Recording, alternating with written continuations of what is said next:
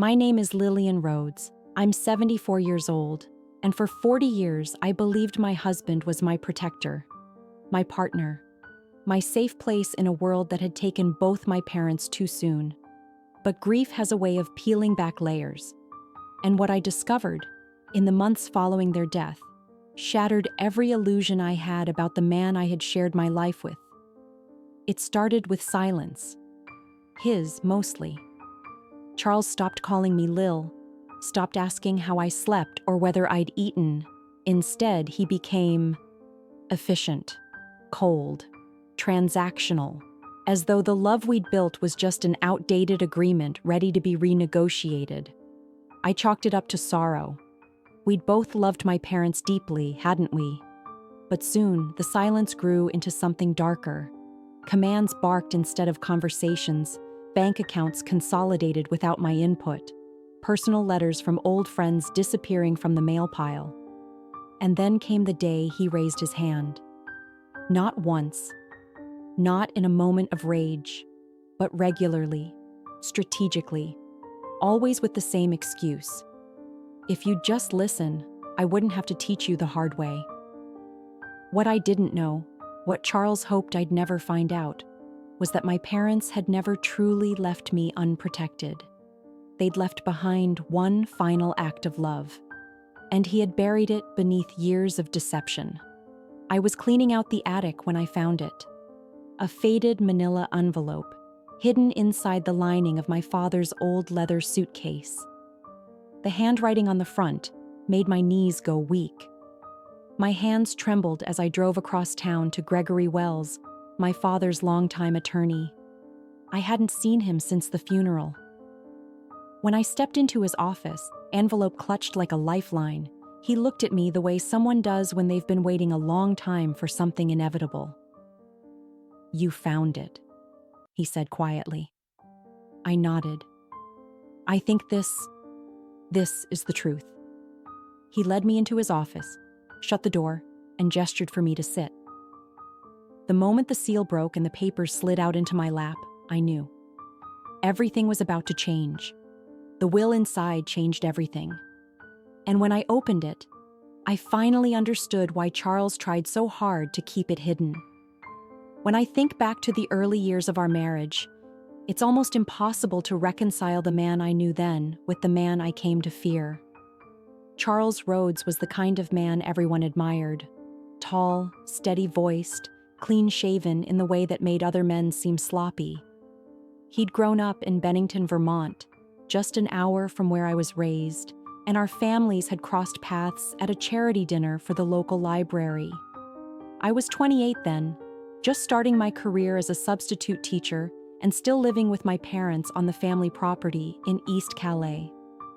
Charles was 10 years older, already working in real estate development. My father called him a man of vision. My mother said he had good eyes, clear, serious, kind, and they were right, or so I thought. He courted me gently, with dinner reservations and walks around Lake Champlain, and he always made me feel as though he was listening. Not just hearing, but really listening, as if my thoughts were important. And back then, maybe they were to him. Or maybe he was just doing what he'd always done, studying people for the leverage they might one day provide. We married in a modest ceremony at the Unitarian Church, my parents smiling through tears as they gave me away. It felt like a merging of lives, not just between Charles and me, but between two families with similar values: hard work, privacy, and a deep reverence for keeping one's affairs discreet. My parents owned nearly 90 acres of wooded land and 2 rental cabins they never boasted about. They lived modestly, though I would later learn their savings were far more substantial than they ever let on. They paid cash for everything, trusted no one but their attorney, and they loved me, fiercely, if quietly. Charles quickly became a fixture in their lives. He offered to handle small things, reviewing property taxes, managing the cabin rentals, helping set up new insurance plans. "Let me take that off your plate," he'd say, smiling as he waved away my father's hesitation. My mother was more skeptical at first, but she softened when Charles built a wheelchair ramp for her sister's house over a single weekend. She called it generosity. I called it love. Now I know better. After a few years, my parents signed over power of attorney to include Charles on most matters. Just in case, they said, though my mother gave me a long look when she handed me the notarized documents. "Everything's still in your name, Lily," she reminded me. "This is just for convenience." I nodded, never once imagining that one day, convenience would become captivity. The years passed quietly. Charles worked more, and I taught less. We didn't have children. A source of pain I kept to myself, and he never seemed to mourn. He started spending weekends in Burlington or Montpelier, claiming networking events and property tours.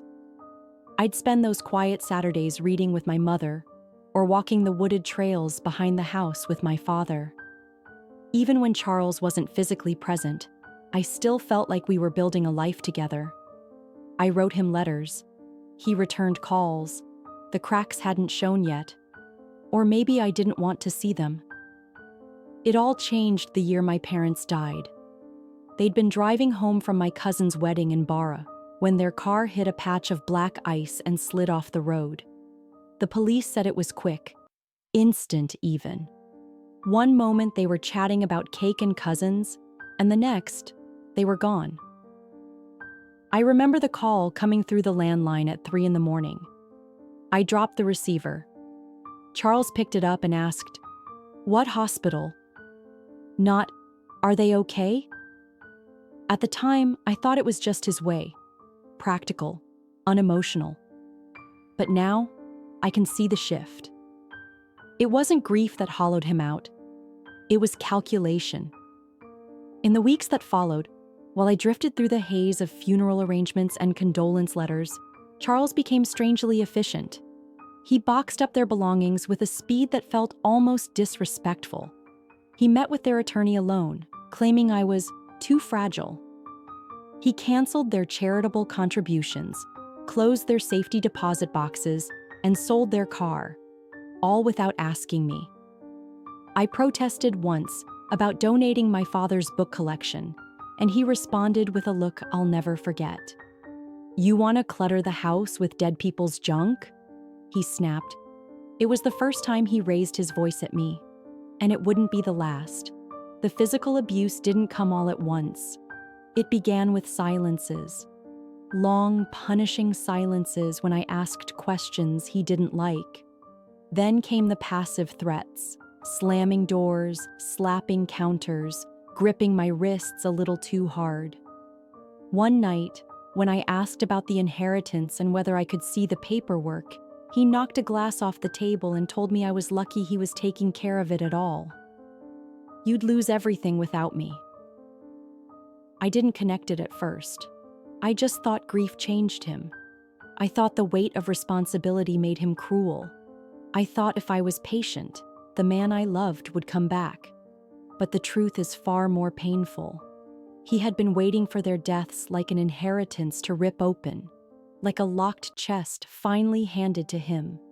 And the moment they were gone, he showed me exactly who he really was.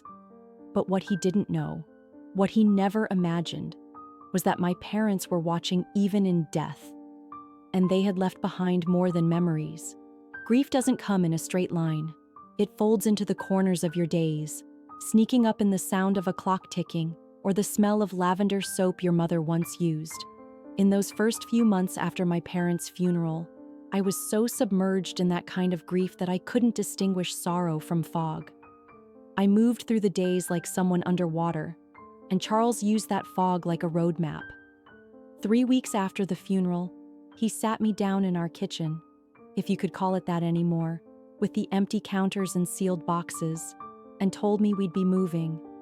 "The estate taxes came in higher than expected," he said, placing a thick folder in front of me like an accusation. "We can't afford the property taxes on your parents' house. Not without draining all our savings. It's time to downsize." I blinked at him, trying to find the words. But they owned that house outright. Not anymore, he replied, crisp as paper. There were debts, things you didn't know about. He didn't raise his voice, not yet. He didn't need to.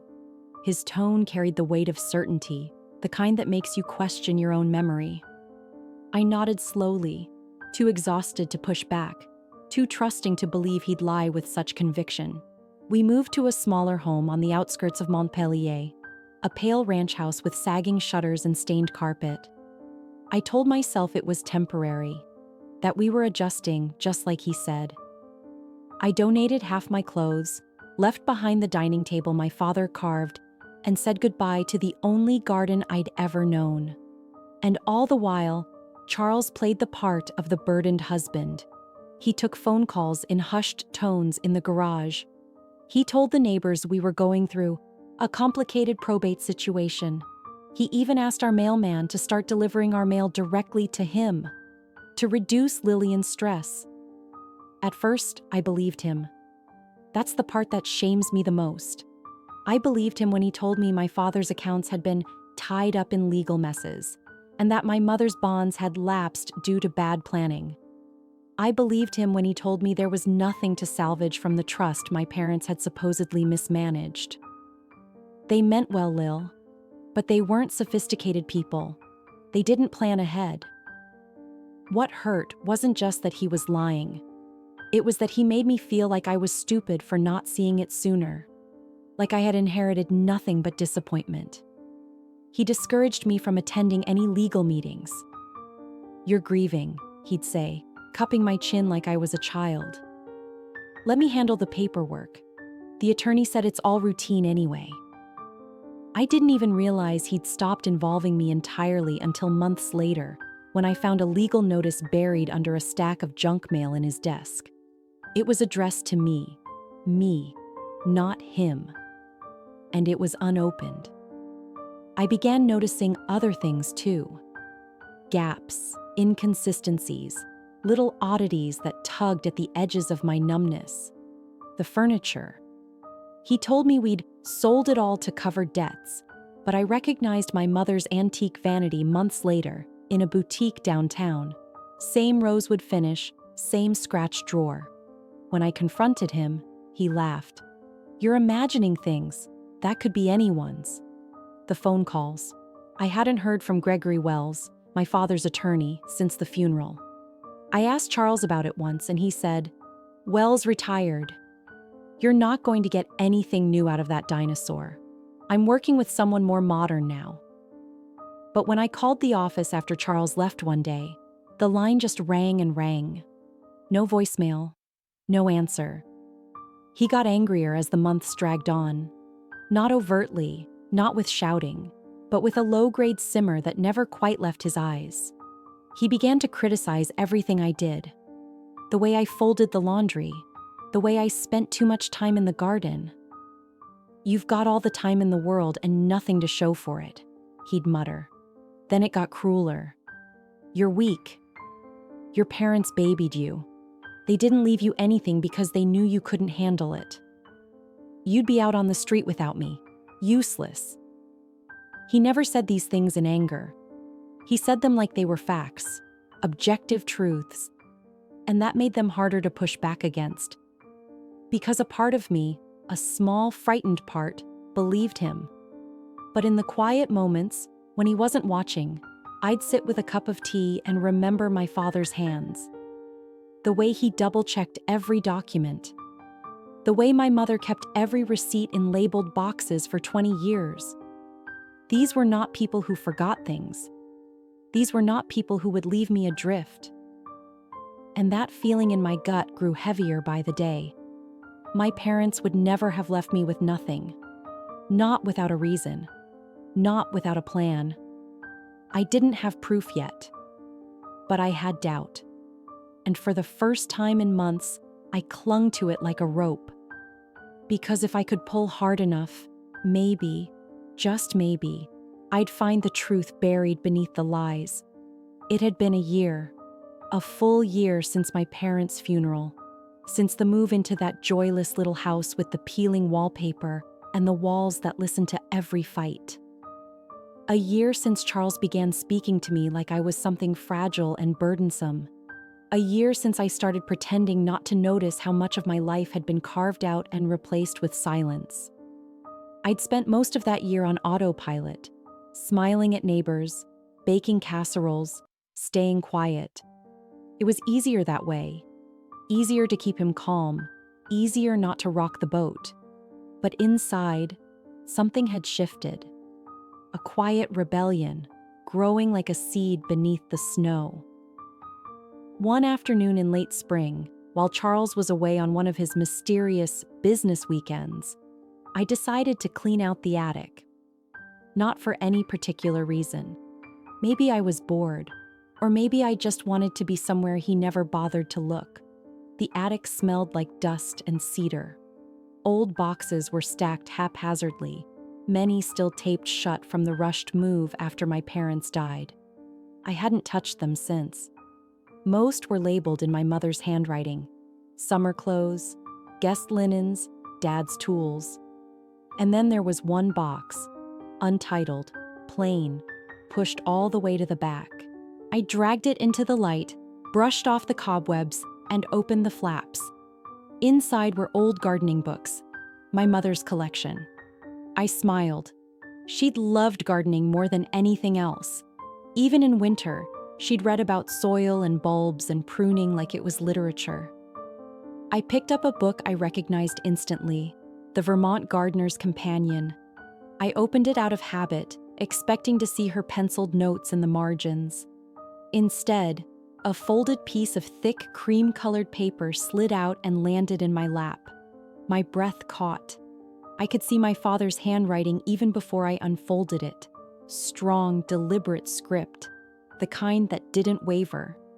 Lillian, if you're reading this, it means something has gone wrong. If Charles has become controlling or if you feel unsafe, take the enclosed envelope to Gregory Wells in Burlington immediately. Do not show it to Charles. Do not let anyone else read it. It is your protection. We love you. We always have. Dad. My heart started pounding in my chest. I looked back in the box, hands suddenly shaking. Tucked between two gardening manuals was a manila envelope, sealed tightly with wax and embossed with my father's initials. J.E. Across the front, written in the same careful handwriting, amended last will and testament of Howard and Judith Ellis, for Lillian only. I sat frozen for what must have been 10 minutes, the envelope cradled in my hands like it might dissolve. My parents had written another will, one I had never seen, one they had hidden from everyone, including Charles. Suddenly, the last year snapped into focus. The rushed move, the missing furniture, the accounts that had supposedly disappeared, the tight-lipped meetings, and Charles, his condescension, his quick temper, his insistence that I knew nothing about my own family's affairs. They knew. They had seen something in him long before I did. Maybe not everything, but enough. Enough to know he could not be trusted with their legacy. Enough to know he might try to strip me of what they'd spent their lives building. And enough to plan for it. I pressed the envelope to my chest and wept. Not just for what had been taken, but for what had been protected. Even in death, my parents were still trying to take care of me. Still watching. The next morning, I called the number I still remembered from a decade ago, Gregory Wells's office in Burlington. A woman answered, warm and professional. "This is Eleanor," she said, "Gregory's assistant." I told her my name. There was a long pause, then a quiet intake of breath. "Mrs. Rhodes, we've been hoping you'd call." Hope? I didn't even know what to make of that. I asked if I could bring something in, something important. "Of course," she said. "Mr. Wells will clear his schedule. Can you be here this afternoon?" I hung up, hands still trembling. Charles wouldn't be home for another day. It was the first stroke of luck I'd had in months. I didn't tell anyone where I was going. I dressed plainly, wore sunglasses even though the sky was overcast, and drove the hour to Burlington in near silence. When I arrived at the firm, an old brick building near the courthouse, Eleanor was waiting at the door. "Right this way, Mrs. Rhodes," she said, ushering me into an office that smelled of leather and old wood polish. Gregory Wells stood when I entered. His hair was thinner than I remembered, but his eyes were exactly the same, sharp, kind, and serious. He took one look at the envelope in my hand and sighed. "You found it." I nodded, too choked up to speak.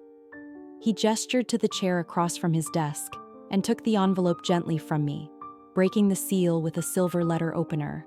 As he read the first lines, his eyebrows lifted. "I thought they might do something like this," he murmured. "They had concerns, your father especially." He read in silence for several minutes. Then he looked up. "Lillian," he said, voice firm, "your parents left everything to you. The land, the house, their accounts, all of it. And it was placed in a private trust in your name, under your maiden name, completely separate from your husband." I stared at him. "But Charles told me. He said there were debts, taxes." Gregory shook his head. There were none. In fact, your parents left very clear instructions that the original will be replaced by this one if anything ever seemed compromised. He leaned forward, resting his elbows on the desk. And from what I gather, it was. That was the moment I stopped being afraid. Because for the first time in a long time, I wasn't just grieving, I was waking up. Gregory Wells had always been a composed man. I remembered him from my childhood, always in a gray suit, always with a fountain pen in his shirt pocket, always speaking to my father in low, serious tones that made me feel like something important was happening, even when I didn't understand a word. But that day, as he flipped through the pages of the amended will, his usually unshakable calm cracked. "You never received this?" he asked, glancing up from the document. I shook my head. My voice was still lost somewhere between my ribs and my throat. I only found it yesterday, tucked in a book in the attic. The envelope said it was for me, and only me. He set the will down gently, as though it might break. "Lillian," he said, his voice carrying a kind of reverence. "I've handled estate law for 40 years. I've seen parents leave behind letters, safety nets, even secret funds. But this was deliberate, strategic. They didn't just leave you something. They left you protection." He opened a drawer and pulled out a thick leather binder, then flipped it open to a folder marked Trust Documents, Ellis Family, 2002 revision. He slid it toward me, turning it so I could see my name printed clearly at the top. But it wasn't Lillian Rhodes. It was Lillian Grace Ellis. "My maiden name," I whispered. "They never changed it in the trust," Gregory said. "Everything your parents owned, the property, the investment accounts, the family farm, was quietly moved into a private, irrevocable trust under your maiden name. The public records, the ones Charles would have seen, were only partial. The real documents were sealed and filed through this office with instructions to never release them to anyone but you." I leaned back in my chair, staring at the paper like it was written in a language I'd forgotten how to speak. "So, Charles doesn't own anything?" "Not a thing," he confirmed. "Not the house, not the land, not the bank accounts your father built over decades of careful saving. Not even the bonds your mother kept hidden in her sewing chest." He let the words settle. I could feel them shift something inside me, like tectonic plates that had been waiting years to break free. "All this time," I said, more to myself than to him. "He told me it was all gone, that my parents hadn't planned well, that there were debts, taxes." "He lied, Lillian," Gregory said quietly.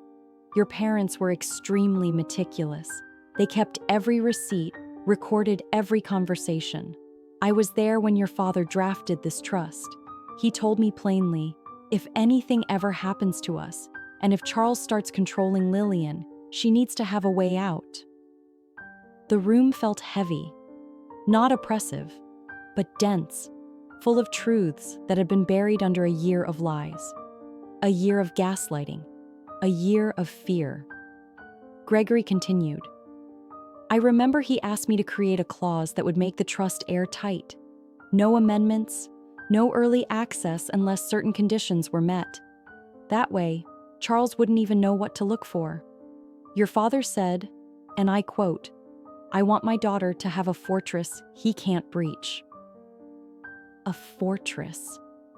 They'd built one around me while I was too in love, too blind, too trusting to know I needed it. I looked down at the papers again, tracing the sharp angles of my maiden name with my finger. Lillian Grace Ellis.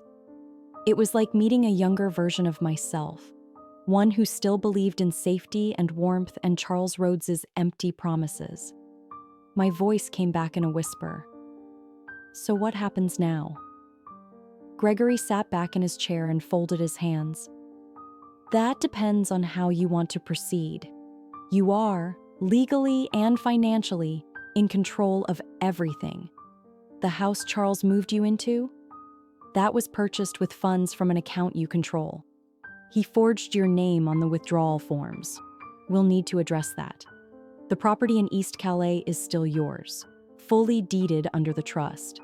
The accounts are untouched. All we need to do is initiate a verification process and notify the county registry. After that, well, you'll need to decide how to handle Charles. The idea of confrontation sent a ripple of unease through me, but it wasn't fear. Not anymore. It was anticipation. All this time, I'd been shrinking to fit his narrative, shrinking to survive his moods. But now I could feel my spine straightening. My father hadn't just left me land and money. He'd left me the tools to reclaim my life. I met Gregory's eyes. They really suspected him? They did, he said. Your father never trusted easily. He told me he respected Charles, but that respect wasn't the same as faith. Your mother, on the other hand, she didn't even try to hide her worry. She told me once, Charles smiles like a man who's already counted your money. That sounded exactly like her. My mother, who read people like novels and always trusted her gut, even when no one else did. Gregory leaned forward again. They weren't paranoid, Lillian. They were prepared. And now, so are you. Something broke loose in me then. Not sadness, not anger, resolve. I want to see everything, I said. Every account, every deed, every clause in the trust. He smiled gently. I thought you might. Let's get started. And just like that, the fog that had swallowed the last year of my life began to lift. I was still in the same chair, in the same clothes, in the same world, but something inside me had realigned. I had been lied to, controlled, diminished. But I was not powerless. I had a will of my own now, and it was stronger than anything Charles had ever imagined. Charles always underestimated women who didn't raise their voices. He mistook silence for submission, stillness for weakness, and politeness for passivity.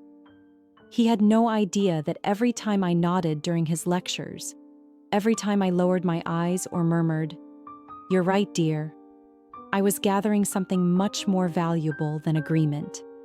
I was gathering time. The day I returned from Gregory Wells's office, I didn't confront him. I didn't throw the will in his face or demand explanations. That would have been satisfying for about 30 seconds. And then he would have twisted it, spun lies faster than I could disprove them, and I'd be back to playing defense. So I made a decision. I would play along. I would become the version of myself he believed was still sitting in front of him, timid, confused, dependent. I'd let him think he still held the leash. That night, when Charles walked in, he didn't even notice the shift in me. He kicked off his shoes, grumbled about gas prices, and asked what was for dinner like nothing had changed. I served meatloaf, smiled when he complained it was dry, and nodded along as he talked about cleaning up what's left of the estate. Inside, I was counting seconds, listening, watching, preparing. The next morning, I began keeping a journal. One I hid in the lining of my sewing box, under the bag of buttons he'd never once touched. Every interaction went into it. His moods, his words, the way his jaw tensed when I asked simple questions. I wrote down the time he unplugged the phone when I was on a call with my cousin, the day he snapped at me for checking the mail before he got to it, the night he said, "If it weren't for me, you'd be living under a bridge." You're lucky I stuck around. That same night, I placed a voice recorder in the bottom drawer of my nightstand, just in case. I started leaving small traps, harmless questions I already knew the answers to. "Charles, did the lawyer ever send over those probate papers?" He'd frown. "They got lost in the mail. Don't worry about it." Later, I'd write the quote down, word for word, date, and time. And when I played it back to myself, I didn't hear confidence. I heard panic. Controlled, carefully disguised panic. I went back to Gregory after 2 weeks of this quiet dance and handed him the journal, the recordings, and a printed spreadsheet of Charles's recent withdrawals from a joint account he claimed was empty. Gregory looked through it all, then leaned back in his chair and said, "Lillian, this isn't just good. It's airtight." With his guidance, we initiated a legal separation under Vermont's domestic abuse protections, specifically the coercive control clause, which most people forget even exists. But Gregory hadn't forgotten. He'd worked on cases like mine before, and he knew the law better than Charles ever would. We filed discreetly. The court issued a temporary financial freeze on any assets related to the Ellis Trust, which meant Charles's little house of cards started shaking almost immediately. But he didn't know it yet. I still made his coffee, still folded his laundry, still pretended I couldn't remember the name of our bank's branch manager when he tested me over breakfast. He didn't even notice. He thought I was still afraid. But I'd inherited more than money. I'd inherited my mother's quiet strength, the kind that didn't need to shout, the kind that knew how to wait. I remembered how my mother used to prune roses in silence, how she never rushed through a knot in her embroidery, how she once told me, "The strongest trees don't shout through storms, Lil. They just keep their roots deep and wait." I was waiting, but I wasn't idle. With Gregory's help, I began rerouting accounts. Not to hide them, but to protect them, legally. Every transfer had a paper trail. Every document was filed and notarized. We sent official notices to the Vermont Land Registry, reaffirming my sole ownership of the East Calais property, updated my maiden name on every title, and quietly removed Charles's access to anything remotely tied to the trust. By the end of the month, Charles had started to notice. He came into the kitchen one evening, waving a letter from the bank. "What the hell is this?" he snapped. "Why are the trust assets frozen?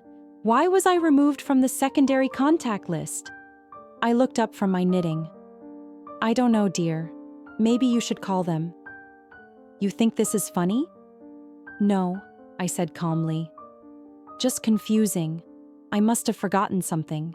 He stared at me for a long time, jaw working like he wanted to say more, but then he stormed out, muttering something about calling his lawyer.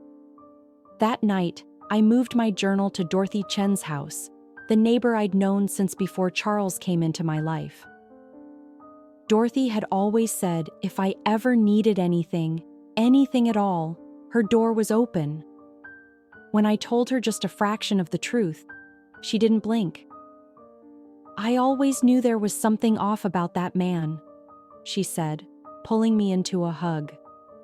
You just tell me what you need." I gave her a backup USB drive of the recordings, just in case. Charles had spent so long thinking I was the weak one, that I'd crumble without him, or that I was too slow, too soft, too sentimental to outmaneuver him. But what he never understood, what he never bothered to learn, was that the women in my family knew how to survive, not with fists or fury, but with patience, planning, and precision. The war wasn't over, but the tide had begun to turn. Courtrooms are cold in a way that has nothing to do with the air conditioning. It's the quiet, the kind that hangs heavy over the pew-like benches and presses down on your chest the moment you step inside. It's the kind of quiet that doesn't expect truth, but braces for denial. I'd never been inside a courtroom until that day, and yet, as I sat behind the polished table next to Gregory Wells, I didn't feel out of place. I felt ready. Charles entered with the same arrogance he wore to dinner parties in the early days of our marriage. Chin high, suit pressed, walking like he owned the floor. But even then, I could see it. The stiffness in his jaw, the nervous flick of his eyes toward me and then away, like he couldn't quite decide if I was still the woman he used to control or someone new entirely. He was representing himself, or so he claimed. Gregory told me that meant either he couldn't afford legal counsel or no one would take the case on short notice. Either way, it didn't matter. The truth doesn't need a loud voice. It just needs a place to be heard. Charles opened with his usual performance. Regretful husband, confused by the separation, unsure why the woman he'd supported all these years had suddenly turned on him. He claimed emotional distress, cited financial dependence, painted himself as the loyal spouse deserving half of everything I owned, including, he argued, what my parents had left behind. "I stood by her," he said, one hand on the table, voice thick with practiced humility. "I took care of her when she couldn't take care of herself. Everything we have, her parents' house, their savings, it all became marital property after their death. She may not understand the law, but I do." He turned and smiled at me then. That same smile he used to wear after reminding me how little I supposedly knew. I didn't smile back. Judge Harlan, a lean, sharp-eyed woman in her 60s with a silver bun and a voice like fine steel, nodded once and turned to Gregory. "Mr. Wells, your response?" Gregory rose slowly, with the kind of quiet confidence only a man with nothing to hide can carry. He opened a leather folder, then gestured to the clerk, who began distributing documents to the bench and opposing party. "Your Honor," he began, "the matter before you is not a simple dispute over shared assets. It is a case of calculated deception, financial coercion, and psychological abuse. What Mr. Rhodes has failed to disclose to this court is that the estate he refers to was never jointly owned, never accessible to him, and never subject to his control." He walked to the center of the room, holding up the sealed will and trust agreement that had changed everything. "This document," he continued, "is the amended last will and testament of Howard and Judith Ellis, signed, witnessed, and notarized in 2002.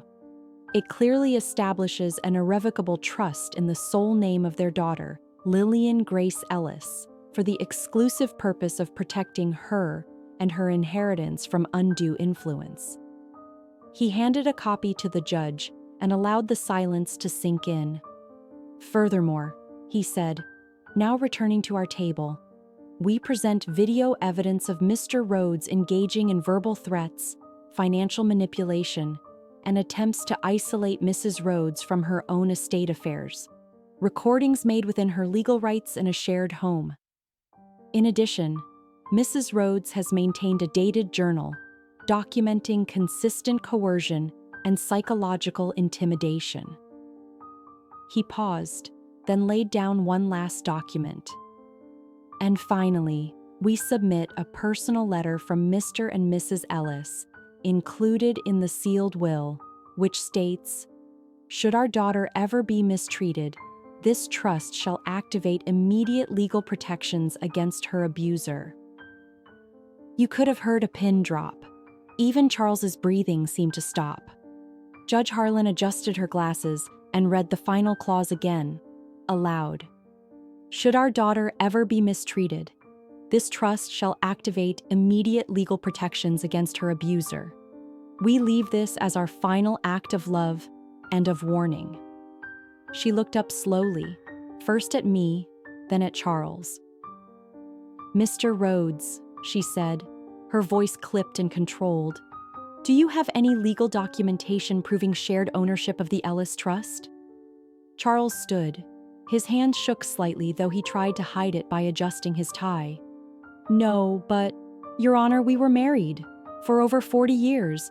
Everything she had was ours. I contributed. The judge raised a hand.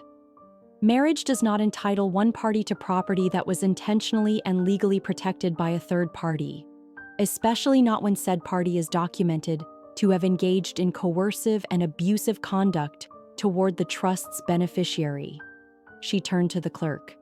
"Please enter this case into referral for a formal investigation into financial abuse under Vermont's coercive control statute." Charles's jaw clenched. "This is insane." "No, Mr. Rhodes," the judge said without emotion. "This is justice." She continued, each word like the slow swing of a gavel before the final blow. "All claims made by Mr. Rhodes to any portion of the Ellis Trust or its related assets are hereby denied. The trust remains in the sole and exclusive control of Mrs. Lillian Grace Ellis. This court will forward all materials, including audio recordings and sworn statements, to the district attorney for further evaluation." I didn't cry. I didn't gasp. I didn't even smile. I just breathed. Fully. Deeply. For the first time in years. Charles stood there, rooted in place, the weight of his own arrogance sinking in. He tried to speak again, but nothing came out. That was the last time I saw him in a courtroom.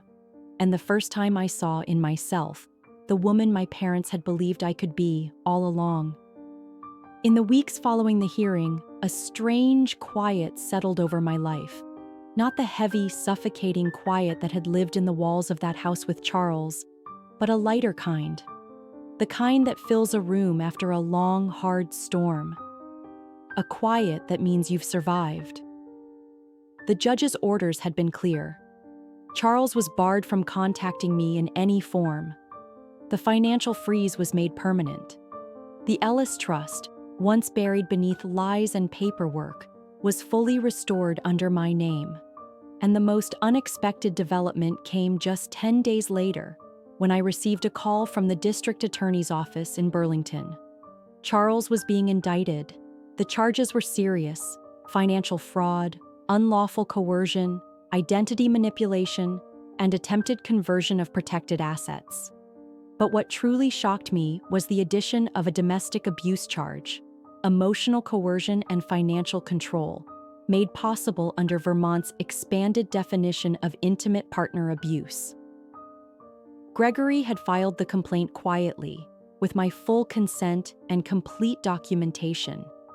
I hadn't even known such laws existed, but I do now. And so does Charles. He tried to delay proceedings, of course. Claimed illness, claimed misunderstanding, claimed love. But the evidence spoke louder than he ever could. He was released on bond pending trial, and as far as I know, he left town shortly after. I wasn't interested in tracking his movements. He was the past. A scar I would carry, yes, but not one I'd let reopen. Instead, I focused on rebuilding something I never thought I'd get back. My life. It started with the house. My parents' home in East Calais had sat quiet and still for a year and a half, kept under the care of the trust, but untouched. The first time I walked back through the front door, alone, I almost couldn't breathe. Dust danced in the sunlight like memory. The smell of old pine, the creak of the familiar floorboard in the hallway. It was like walking into a memory I hadn't dared hope would remain intact. But it had. Because they'd planned for this. Because they'd believed in me, even when I didn't. I spent the next 2 months restoring the house, not just with contractors, but with my own 2 hands. I painted the guest room in the soft green my mother always loved. I polished the kitchen counters until they gleamed. I scrubbed floors, cleaned windows, and replaced every single curtain with something light, bright, and wide open. And then I made a decision. It came to me slowly at first, watching the news one morning, reading a magazine article, and then hearing Dorothy Chen talk about a cousin of hers who'd been through something eerily similar. Her husband controlled everything, Dorothy said. Bank cards, phone bills, even her driving. She didn't even know it counted as abuse. I remember nodding, because I hadn't known either, not until I was already halfway buried. That night I sat down with Gregory and said the words out loud. I want to turn the house into something more. He looked at me puzzled. More? A shelter, I said. A legal aid center. A place for women like me. For the ones who don't know what's happening until it's too late. He nodded slowly, the corners of his mouth lifting. You're sure? I was. I'd never been more sure of anything. We filed the paperwork that week. I used the trust's discretionary funds to create a small nonprofit, the Judith and Howard Center for Women's Legal Protection, named after the 2 people who had made it all possible. The house remained my home, but the front wing was converted into office space, a small parlor became a counseling room, and the guest bedrooms were updated to provide emergency overnight shelter for up to 4 women. Word spread quickly, though I didn't advertise much. Women started arriving with their stories, quietly at first, then with growing trust. A woman named Helen came in with her 2 kids after fleeing a boyfriend who tracked her phone calls. Another, Maria, broke down in the entryway when she realized she didn't have to explain herself. She just had to be believed. We offered free legal guidance, connections to housing support, and, more than anything, listening. Sometimes, that was the first thing any of them needed. Dorothy came on as a volunteer, of course, and Gregory helped us draft templates for protective orders and restraining requests. Within 6 months, we'd helped over a dozen women safely exit abusive homes, secure legal protection, and, like me, start over. There were days when it still hurt, days when I'd wake up thinking of Charles's voice, or find a cracked teacup and remember the night he threw it. But the pain no longer owned me. It passed through me now, like wind through open windows. One evening, I stood on the porch of my parents' house, my house now, and watched the sun set over the edge of the garden my mother had once loved. The roses were blooming again, after 2 seasons of neglect. I brushed my hand over the petals, soft and persistent. I thought the will gave me money, I said aloud, to no one in particular. But I knew the truth. It had given me something far more valuable, and this time, I wasn't going to let anyone take it from me.